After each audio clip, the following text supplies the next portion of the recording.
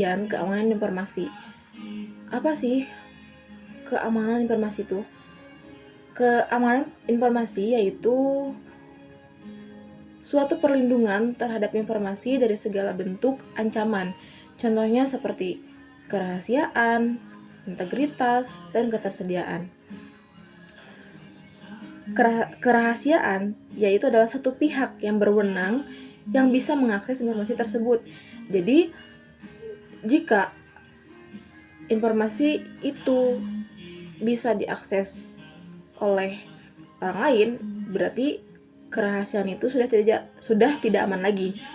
Terus ada integritas, yaitu informasi yang akurat dan tidak dapat diubah tanpa seizinnya.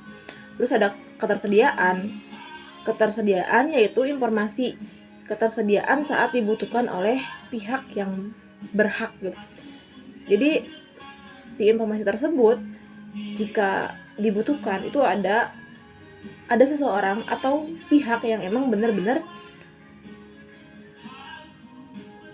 ketersediaan kayak bersedia gitu. Tangan dalam keamanan informasi ancaman atau siber gitu ya. Contohnya dari peretasan, penipuan digital, ransomware, terus kurangnya kesadaran pengguna password lemah.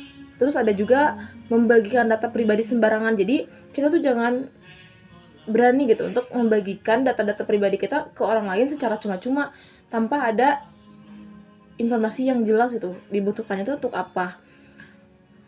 Terus kita juga sering abai akan update sistem keamanan.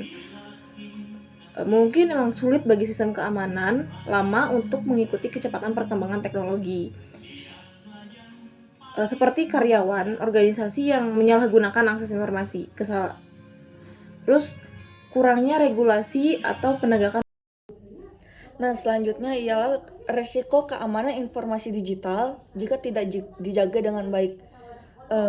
Contohnya seperti kebocoran data pribadi. Kan seperti yang kita tahu ya, kalau semisal kita mau mengisi aplikasi-aplikasi seperti pinjol atau apapun itu yang membutuhkan KTP KK, itu jika ada kebocoran akan disalahgunakan oleh pengguna oknum-oknum yang lain gitu. Yang terjadi pada generasi Gen Z salah satu contohnya ialah akun sosial media seperti Instagram, Facebook, TikTok itu kan membutuhkannya seperti email, terus password dan juga nomor telepon. Nah, itu juga tidak dijaga dengan baik gitu, akan bisa dibobol oleh orang-orang yang tidak bertanggung jawab dan akan disalahgunakan. Contoh yang kedua adalah kerugian keuangan atau kerugian keuangan dalam rekening gitu, dalam online.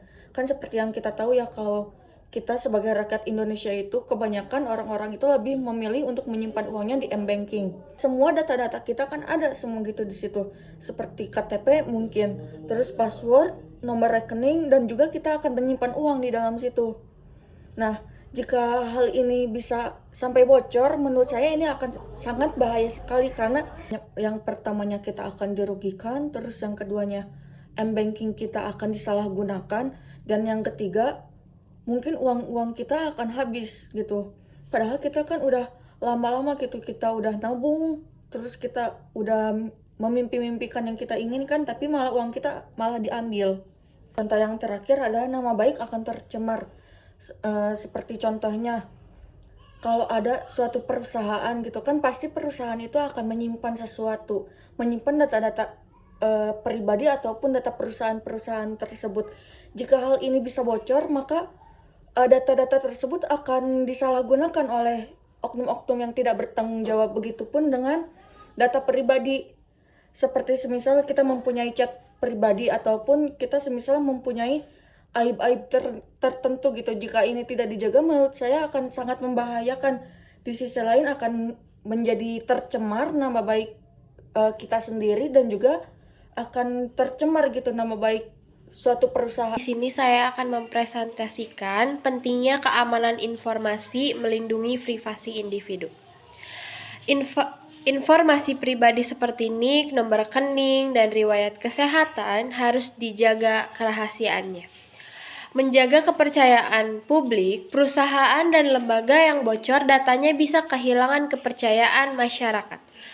Mencegah kerugian finansial, kebocoran data bisa digunakan untuk penipuan, pencurian dana, dan kerugian lagian.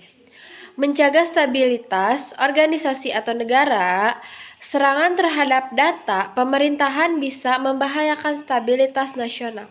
Mendukung transformasi digital yang aman. Dunia makin digital, tapi tanpa keamanan, kemajuan ini bisa jadi bumerang.